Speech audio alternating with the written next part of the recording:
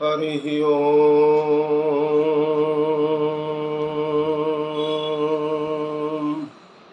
श्रीमन्महागणाधिपतये नमः। श्रीरामः शरणं मम। श्रीगुरवे नमः। श्री मातृपितृचरणकमलेभ्यो नमः। गणेश हेरम्ब गजाननेति महोदरं स्वानुभवं प्रकाशिं वरिष्ठ सिद्धि प्रिय बुद्धिनाथ वदन्त एवं त्यजत प्रभीति। ओम नमः परमहंसास्वादित चरण कमल चिन्मकरंदाय भक्तजनमानस निवासाय श्रीरामचंद्राय नारायणं नमस्कृत्य नरं चैव नरोत्तमं देवीं सरस्वतीं व्यासं ततो जयमुदीरयेत्। वीणाधरे विपुलमङ्गलदानशीले भक्त्यार्तिनाशिनि शिवविरञ्चि हरीश वन्दे। कीर्तिं प्रदेखिल मनोरथ दे महारहे विद्याप्रदायिनि सरस्वती नौमि नित्यम्। अतुलितबलधामं हेमशैलाभदेहं दनुजवनकृशानुं ज्ञानिनामग्रगण्यं सकलगुणनिधानं वानराणामधीशं रघुपतिप्रियभक्तं वातजातं नमामि। प्रभु समर्थ सर्वज्ञ शिव सकल कला गुणधाम योग ज्ञान वैराग्य निधि प्रणत कल्पतरुनाम। अपने अपने घरन की सब काहू को पीर तुम ही पीर सब घरन की धन्य धन्य रघुवीर। खल दल बन दावायनल राम श्याम घन मोर रोम रोम में वज्र बल जय केसरी किशोर। जय कविता के गगन दिवाकर ज्ञान भक्ति के विमल प्रकाश पारिजात के पुष्प आप हो। जय गोस्वामी तुलसीदास श्री गुरुचरण सरोज रज निज मन मुकुर सुधारि बरनौ रघुबर बिमल जस जोदायक फलचारि। सियावर रामचंद्र की जय पवन सुत हनुमान की जय गोस्वामी जी महाराज की जय। श्री राम कथा महोत्सव की जय। श्री रामचरितमानस भगवान की जय। मेरे परमाराध्य अकारण करुणा वरुणालय मर्यादा पुरुषोत्तम भगवान श्री राघवेंद्र सरकार माँ मैथिली अंजनानंद वर्धन श्री हनुमंतलाल जी महाराज कविकुल चक्रचूड़ामणि गोस्वामी तुलसीदास जी महाराज भगवत कथा रस रसिक महानुभावजन आए। बड़ी सुंदर चर्चा हनुमान जी महाराज का पावन परम मंगलमय चरित्र हम लोग गा सुन रहे हैं। सुंदर कांड के अंतर्गत हनुमान जी महाराज वृक्ष के पल्लव में छिपे हुए हैं। भगवान श्री राघवेंद्र के शोक में निमग्न भगवती सीता अशोक वृक्ष के नीचे विराजमान है। राक्षसियां चारों तरफ सियाजू को घेर करके खड़ी हैं। बड़ी कठोर चौकसी है। उसी समय रावण का आगमन होता है। तेहि अवसर रावण तह आवा संग नारी बहु किए बनावा। उसी समय रावण आ गया। रावण आया गोस्वामी जी कहते संग नारी बहु किए बनावा। अपने साथ में अनेक अनेक रानियों को लेकर के आया। वाल्मीकि में तो 100 रानियों का वर्णन आया है। अंगना सतमात्रम तु ब्रजंत मनुब्रजन अंगना शतमात्रम तु तम ब्रजंत मनुब्रजन महेंद्रमिव पौलस्त्य देवगंधर्वयोषितः। अंगना शतमात्रम तु तम ब्रजंत मनुब्रजन। अंगना शतमात्रम तु 100 रानियों को लेकर के जो प्रधान प्रधान श्रेष्ठ सर्वोत्कृष्ट सर्व सुंदरी रानियां थीं, उन 100 रानियों को लेकर तम ब्रजन तम मनुब्रजन महेंद्रमिव पौलस्त्य। जैसे देवराज इंद्र जब चलते हैं तो उनके अगल बगल में देव गंधर्व यौषतः, देवताओं गंधर्वों की योषिताओं को लेकर इंद्र जैसे चला है, जैसे अप्सराएं इंद्र के आगे पीछे चला करती हैं। इंद्र परम शोभायमान होता है, देवों गंधर्वों की कन्याओं से इंद्र की शोभा बढ़ती है, वैसे देवराज इंद्र के समान यह चला है। वो कन्याएं देव जिच्छ गंधर्व नर किन्नर नाग कुमारी, जो रामचरितमानस के बालकांड में रावण दिग्विजय के समय वर्णन किया गया, देवताओं की, यक्षों की, गंधर्वों की, नरों की, किन्नरों की, नागों की, विद्याधर, किमपुरुष, चारण, सब की कन्याओं को जबरन जीत करके वर्ण किया था। इन सबको लेकर के चला है। संग नारी बहु किए बनावा, बनावा में अपना भी बनावा है और नारियों का भी बनावा है। अपना बनावा इसलिए है कि प्रभावित करना है किशोरी जी को, और किशोरी जी को प्रभावित करने के लिए नाना प्रकार के आभूषण धारण किए, नाना प्रकार के चंदन लगाए, नाना प्रकार की सर्वाभरणैर युक्तो बिभ्रत श्रियमनुत्तमाम, सर्वाभरणैर युक्तो, सारे आभरण धारण किया, सारे गहने धारण किया, स्वर्ण का बाजूबंद लगाया, दिव्य दिव्य वस्त्र धारण किया। वैसे तो काला कलूटा था, पर जैसे काले मतवाले हाथी के ऊपर नाना प्रकार की स्वर्ण की जंजीरें कसती गई हो, सोने की जंजीरों से, सोने के अर्गलाओं से जैसे काला मतवाला हाथी शोभायमान होता है। और महाराज इस प्रकार रावण चला है, मारुत पूत भये लखी व्याकुल, लोचन में भरी आयु पानी, आई गयो तब लो दस कंधर। सीता जी की दशा देख करके परम दुखी भा पवन सुत देख जानकी दीन, परम दुखी हो गए थे हनुमंतलाल जी महाराज। उस अवस्था में ज्यों हनुमान जी फफक कर रोने की तैयारी हो रही थी, संभाल न पाते हनुमान जी माता की यह विरह वेदना, तब तक सहम गए। वाल्मीकि रामायण तो रावण के तेज से हतप्रभ होकर के हनुमान जी वृक्ष के पत्तों में लुक गए, छिप गए, ऐसा दर्प था रावण का। तो आई गयो तब लो दश कंधर, अरे संगम दोदरी है पटरानी, नारी अनेकन साथ लिए, सिय सन्मुख ठाढ़ भयो अभिमानी, अरे बोलन लागे विदेह कुमारी, सो रावण अमृत घोरी के बानी। मधुर भाषा में, मधुर वाणी में सीता जी से बोलना शुरू कर दिया। यही अवसर रावण तह आवा, संग नारी बहु। कई विद्वान कहते बहुत सी स्त्रियों को लाने का एक कारण और है कि अपना पौरुष, अपना बल, अपना विक्रम, अपना तेज, अपना प्रभाव, अपनी क्षमता दिखाना चाहता है। देखो इन रानियों के झुंड को मैं परम संतुष्ट रखता हूं। और कहा वो बनवासी है जिसके पास केवल एक ही रानी थी और एक को भी संतुष्ट नहीं कर पाया, उसे स्वर्ण का मृग देने के बजाय त्याग दिया, घनघोर जंगल में अनाश्रित छोड़ दिया। उस विरही वनवासी राजच्युत राम के पास तुम्हें क्या सुख मिलेगा। यहां सहस्त्रों रानियां पूर्ण रूपेण संतुष्ट रह करके निरंतर मेरा भजन करती हैं, मेरी सेवा करती हैं। कल मैंने रावण पर के अर्थ बताया था। रावण पर के अर्थ ये था कि रावण जो है प्रातःकाल समस्त रानियों को ये सोचता है कि इनका दर्शन करने से मैं तो मुक्त हो ही जाऊंगा, अब तो मेरी मुक्ति में बाधा नहीं है।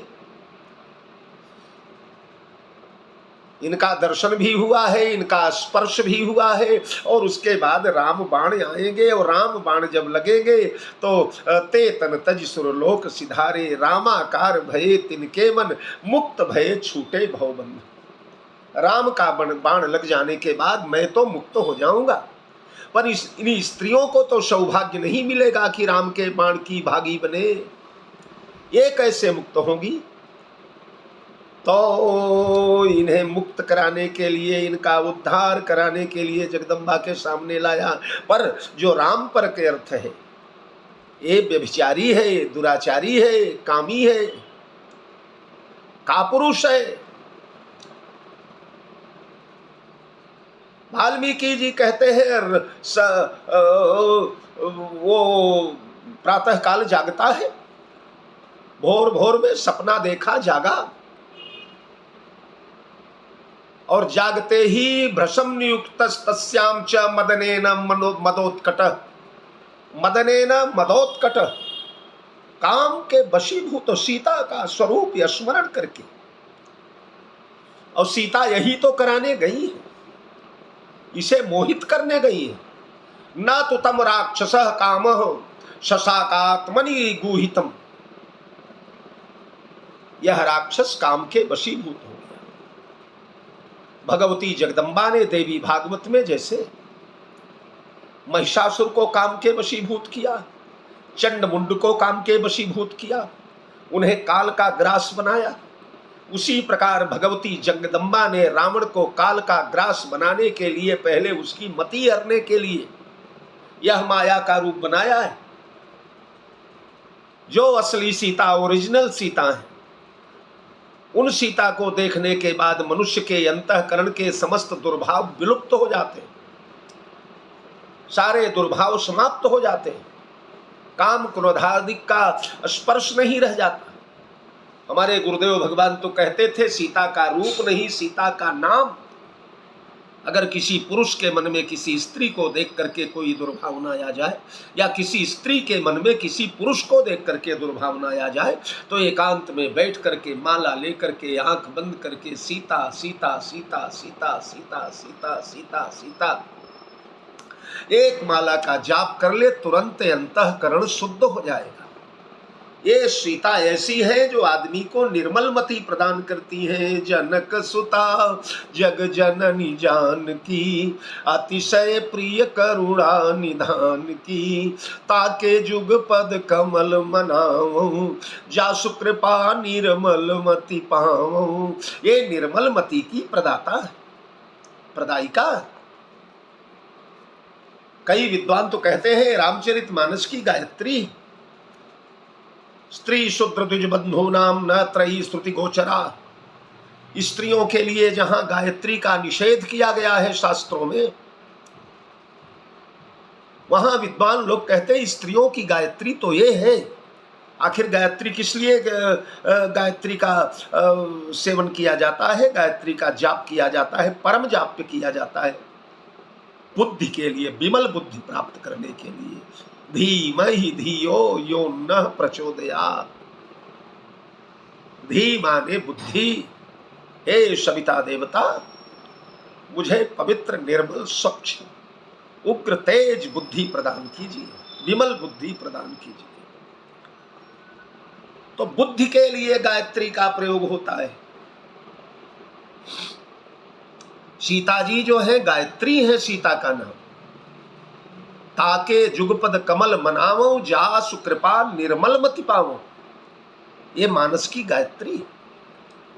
तो सीता जी तो बुद्धि को विमल करती है, पवित्र। फिर सीता के प्रति इस राक्षस के मन में न तो तम राक्षसः काम शशाकात्मनि गुहितम, इसके मन में काम वासना का उदय हुआ, क्योंकि इसका विनाश करवाना है, इसका मतिभ्रम करना है, इसे नष्ट भ्रष्ट करना है। तो आ गया है। अच्छा, यह भावना न आए तो भगवान मारेंगे कैसे? भले अंतःकरण से काम भावना न हो, पर बाह्य भावना, बाह्य वासना का प्रदर्शन तो करना ही पड़ेगा इसमें। देखिए, लीला दोनों कर रहे हैं। अगर भगवान श्री राम नर लीला कर रहे हैं तो ये राक्षस लीला कर रहा है। दोनों अपनी अपनी लीलाओं में पारंगत है, दोनों कुशल है, दोनों बड़े अच्छे नट है। भगवान भी नट मरकटी उस समय नचावत, अब रावण भी बहुत बढ़िया स्वांगधारी पुरुष है, राक्षस है, तो दोनों नरलीला कर रहे हैं। तो वाल्मीकि के अनुसार काम के वशीभूत होकर के आया और सीता को कहने लगा, जा कह रावण सुन सुमुखी सयानी, मंदोदरी आदि सब रानी। सुमुखी सयानी, हे सुमुख सयानी सुन, जगत में जितनी सुमुखियां हैं, जितनी सुंदर मुख वाली स्त्रियां हैं, स्त्री जात, यहां तक कि उमा रमा ब्रह्मादि वंदिता जगदम्बा संतत मनिंदिता, उमा रमा ब्रह्मांड इत्यादि भी इनका पूजन करती हैं। उपजहि जास वंश गुणखानी, अगणित लक्ष्य उमा ब्रह्मानी, करोड़ों करोड़ लक्ष्मी, करोड़ों करोड़ पार्वती, करोड़ों करोड़ सरस्वती, ये भगवती सीता जी के रोम रोम से प्रकट होती है। जौ पट तरौ तीय समसिया, जग यस जुवति कहाँ कमनिया। भगवान श्री राघवेंद्र स्वयं कहते हैं, अगर किसी स्त्री से सीता की उपमा दी जाए तो इस जगत में, जगत का मतलब पृथ्वी आकाश पाताल समस्त, इसमें यस जुवति कहाँ कमनिया, सीता जैसी सुंदरी कहाँ मिलेगी। किसी ने कहा सरस्वती, तो बोले सीता तो शांत है, गंभीर है, धीर है, कम बोलती, ज्यादातर मौन रहती, पर गिरा मुखर सरस्वती तो दिन भर बड़बड़ करती रहती है, बोलती रहती है। गिरा मुखर तो पार्वती बोले तनया रध भवानी। पार्वती तो आधे शरीर वाली ही है, आधे में तो भोले बाबा भरे हैं, भूतनाथ, तो आधे में सांप फुफकारे, बिच्छू नाचे, चिता भस्म राजे, मुंडमाल राजे, और आधे में परम सुंदरी पार्वती। उस शोभा में ये सब दाग लगा देते हैं। तो गिरा मुखर तनया रध भवानी, तो बोले रति, कामदेव की पत्नी बोले रति अति दुखित, वो अति दुखित है। अतनुपति जानी, लक्ष्मी बोले विष बारुणी, बंधु प्रिय जय ही। जहर और मदिरा जैसे भाई बहन ऐसे परिवार में जो पैदा हुई, कही रमा सम किमि वैदेही, उन रमा के समान वैदेही को कैसे कहा जाए, उन रमा की उपमा वैदेही से कैसे दिया जाए। इसलिए न उमा है, न रमा है, न सरस्वती है, न रति है, न सची है, कोई इतनी सुंदर नहीं है जितनी सुंदर भगवती सीता है। चंद्रमा को देखकर भगवान कहते हैं कि ये चंद्रमा भी सीता के रूप की उपमा नहीं पा सकता। तो ये सीता का सुमुख है, इसलिए कह रावण सुन सुमुखी सयानी। ये सुमुखी, ये सयानी, या ये सुमुखियों की सयानी, सुमुखियों की साम्राज्ञी। मुख ऐसा है कि कथा आती है संस्कृत नाटकों में, भगवान श्री राघवेंद्र रावण को मार करके लंका से अयोध्या की ओर चले और विमान पर बैठाया। विमान पर बैठाकर किशोरी जी को भगवान राम रणांगण दिखाने लगे। कहेऊ राम रण देखऊ सीता, लक्ष्मण यहाँ हते इंद्रजीता। हनुमान अंगद के मारे, रण महु परे निशाचर सारे। कुंभकर्ण रावण दो भाई, यहाँ हते सुर मुनि दुखदाई। आगे बढ़े तो पुल पर आ गए, यहाँ से तुम्हें बांधेऊ, राखेऊ शिव सुख धाम सियाजू। देखो ना प्रिय, यहाँ मैंने पुल का निर्माण किया, देखो देखो। तो राम जी देखे तो पुल दिख रहा था, और सीता जी ने एकाएक सिर झुकाया तो पुल गायब हो गया। गायब हो गया तो सीता ने कहा, महाराज पुल तो कहीं दिख ही नहीं रहा है। भगवान ने कहा, है इधर आओ। सीता अंदर गई विमान के, राम जी ने नीचे देखा तो पुल चमक रहा है। भगवान हंसे, बोले सीता देखिए इधर पुल देखिए देखिए। और सीता जी ने फिर सिर झुकाया तो पुल गायब। बोली प्रभु पुल कहीं नहीं है, से कहीं नहीं है। भगवान समझ गए। भगवान ने झट से अपना पीताम्बर उठाया और किशोरी जी के मुंह पर डाल दिया, मुंह ढक दिया सीता जी का। हनुमान जी ने कहा प्रभु ये क्या कर रहे हैं? राम ने कहा हनुमान जब तक इनका मुंह नीचे झुकेगा समुद्र की ओर तब तक पुल नहीं दिखेगा। क्यों? बोले जब ये मुंह झुकाती है तो चंद्रमा को भ्रांति हो जाती है कि समुद्र को भ्रांति हो जाती है कि पूर्णिमा का चंद्रोदय हो गया, पूर्णिमा का चांद निकल आया। और पूर्णिमा का चंद्रमा समझ करके चंद्रदेव समुद्र में ज्वार आ जाता है और ये हमारा निर्मित सेतु जो है तुम लोगों ने जिसे बनाया था हनुमान, वो डूब जाता है। इसलिए इनका मुंह ढक देता हूं, ये झिलमिल झिलमिल पीताम्बर के अंदर से देख ले पुल को, ऐसी सुंदर है।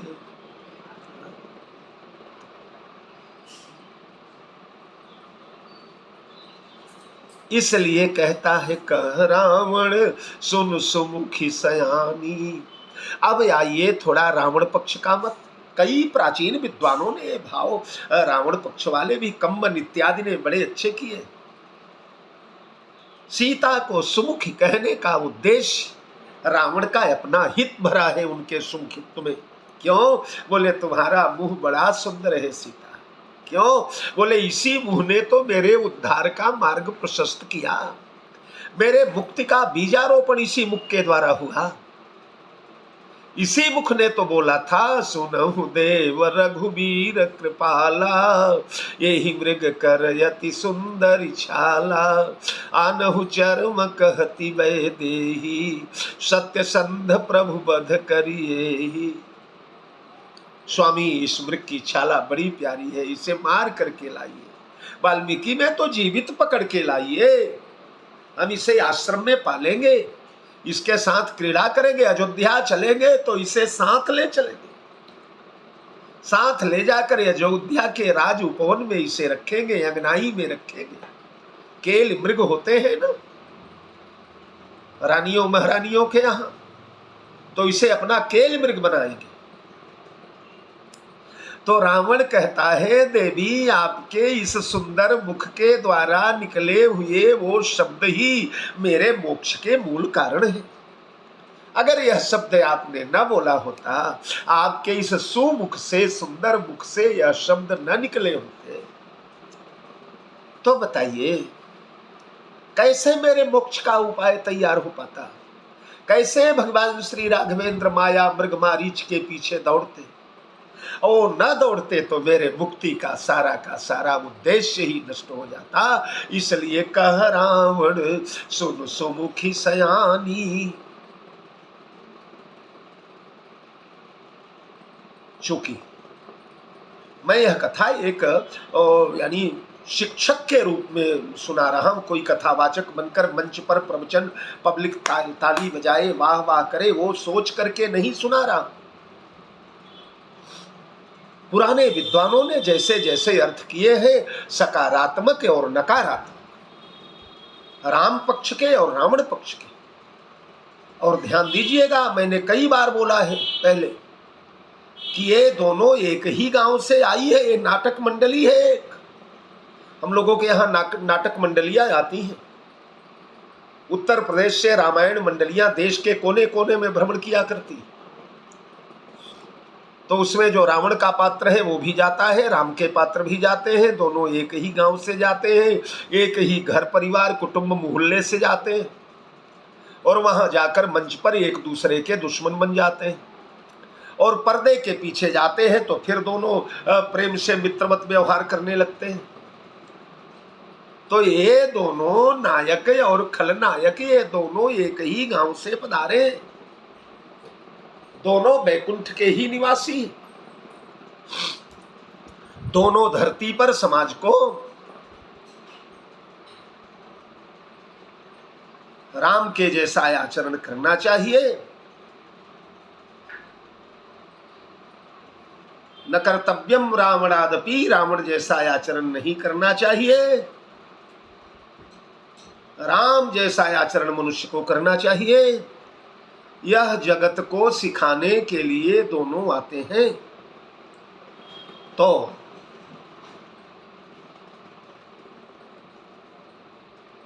दोनों पक्ष हैं, दोनों अवतारी पुरुष हैं। भगवान श्री राम रावण पुनि नारद कर मोह अपारा, कहसी बहुरी रावण अवतारा। नाना भांति राम अवतारा।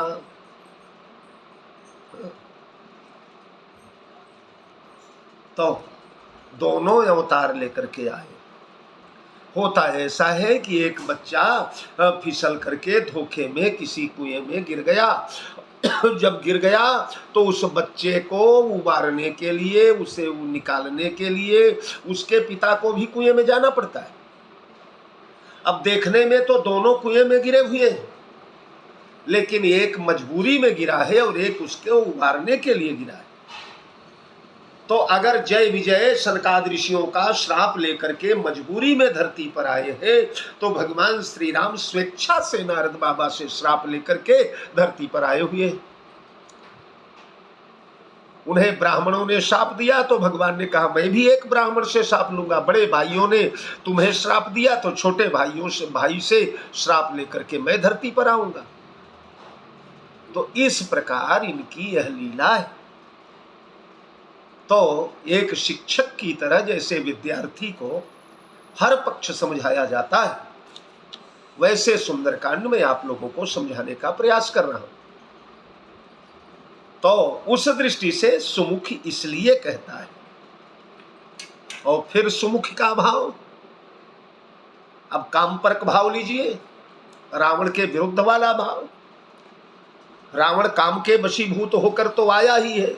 न तो तम राक्षस काम शशाकात्मनि गुहितम। यह काम वासना के भाव से आया है। मदने न मदोत्कट, मदन ने इसको मदोत्कट कर दिया है। तो मदन प्रभावित व्यक्ति, कामासक्त व्यक्ति जब किसी स्त्री को प्रभावित करने की बात करता है तो सबसे पहले उसके मुख का ही वर्णन करता है। राजा दशरथ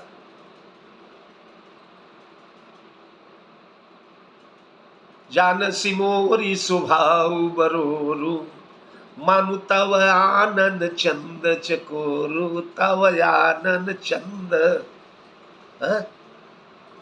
सिय मुख शशि भय नयन चकोरा, बार बार कहराऊ सुमुखी सुलोचनी पिक वचनी। सुमुखी पहले नाम सुमुख का।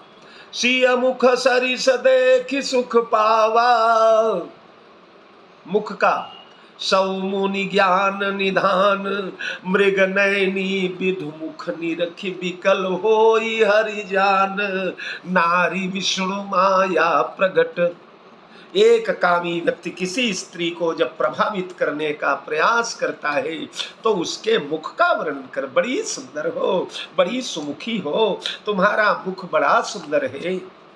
तो रावण आया और बोलने लगा, बोलन लागे विदेह कुमारी सो, रावण अमृत घोरी के बानी। क्या बोलने लगा? एक बार बिलोक दशानन और, सबे तिय मैं तव दासी बनाऊं। एक बार बिलोक मोरा, तव अनुचरी करऊं पन मोरा। हाँ, एक बार बिलोक दशानन और, सबे तिय मैं तव दासी बनाऊं। स्वर्ण के भवन आनंद करो, या मंदोदरी से पद सेवा कराऊं। ये मेरी मंदोदरी जो है, मैं तन जा मंदोदरी नामा, परम सुंदरी नारी ललामा। लो ललाम भूता ललना, मैं तनया मंदोदरी। मंदोदरी, मंद उदरी, सुषमा सौंदर्य की पराकाष्ठा, पंच कन्याओं में वर्णित मंदोदरी। मंदोदरी से पद सेवा कराऊं, वा तपसी बनवासी के भूली कोई, वा तपसी बनवासी को भूली के, भवन चलो मैं प्रमोद बढ़ाऊं, तीनों लोक की स्वामिनी हो, तीनों लोक की स्वामिनी बन जाओ। ब्रह्म सृष्टि जहाँ लगी तनुधारी, दशमुख बसुवर्ती नर नारी, तो तीनों लोक की स्वामिनी हो, सुनो बिनती पद शीश नवाऊं, चरणों में सिर डाल रहा हूं, विनय मान लो सीता। कौन मिले सुख भिक्षुक से, जो कि पायो नयापन नारी संहारी, कंचन लोभ में भागी चले, और छाड़ी दिए तुम्हारे जस नारी। सोने के थोड़े से सोने के लोभ में अहो अहो मृग कितना बड़ा होता है, 10 किलो 20 किलो 50 किलो। यहाँ तो सोने की अट्टालिकाएं बनी है, महल बना है, हीरे मूंगे मोती फर्शों पर जड़े हुए हैं।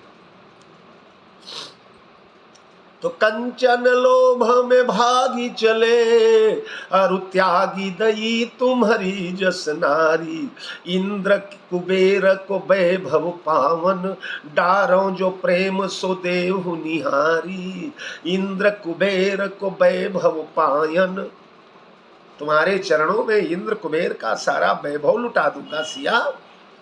इंद्र कुबेर को वैभव पायन, डारो जो प्रेम सो देहु निहारी, सुनी अंग में आग लगी जैसे, फुफकारी उठी मिथिलेश कुमारी। सुनते ही किशोरी जी के अंग में आग लग गई, फुफकार उठी, पूरा शरीर क्रोध से थरथरा गया। रावण प्रणय निवेदन कर रहा है, प्रार्थना कर रहा है। ते ही अवसर रावण तह आवा, संग नारी बहु किए बनावा, बहुविधि खल सीत ही समझावा, साम दान भय भेद दिखावा, साम दाम दंड भेद, आम दान दंड विभेदा, नृपौर बसई नाथ कह वेदा। राजनीति के 4 चरण, तो 2 चरण तो पहले प्रयोग कर चुका है, जिस समय हरण करके लाया ना, हारी परा खल बहुविधि भय और प्रीति देखा है, वहां भी खल ही कहा गया रावण। और यहां भी अगर सात्विक भाव से बोला होता तो खल नहीं कहते। रावण के पक्षधर लोगों ने जो अर्थ किया है पुराने आचार्यों ने, वो बताना मेरा कर्तव्य है। अगर सात्विक भावना होती तो खल नहीं कहते, बहुविधि खल सीत ही समझावा, साम दाम भय भेद दिखावा। साम यही है, कह रावण सुन सुमुखी सयानी, दाम मंदोदरी आदि सब रानी, तव अनुचरी करऊं पन मोरा, एक बार बिलो कुम मोरा, भय मारन धावा वेद, मास दिवस महु कहा न माना, सीत ही बहुविधि त्रास हो जाई। ये भेद है। तो साम का, दाम का, दंड का, भेद का, चारों का प्रयोग करता है रावण। कैसे करता है और सियाजू कैसे रावण को उत्तर देते, उसका मान मर्दन करके उसे उसकी नाक रगड़ देती है मिट्टी में। भारतवर्ष के बेटी के आन बान शान गौरव गुमान की कथा कल हम लोग प्रारंभ करेंगे। जय जानकी जीवन। बहुत बहुत साधुवाद। श्री सीताराम।